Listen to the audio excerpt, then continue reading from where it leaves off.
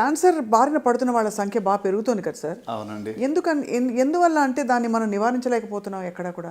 Cancer సంఖ్య ప్రత్యేకంగా మీరు ఇటీవల మీడియాలో కూడా చూస్తే India will be the capital of cancer అని చెప్పి అంటూ ఉన్నారు.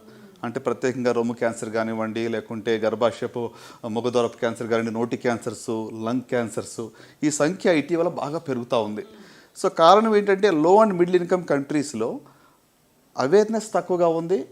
అర్లీ డిటెక్షన్కి మన దగ్గర ఫెసిలిటీస్ లేవు. ఇది మెయిన్ కదా సార్. సో ప్రివెంటివ్ స్ట్రాటజీ కూడా మన దగ్గర పెద్దగా లేదు.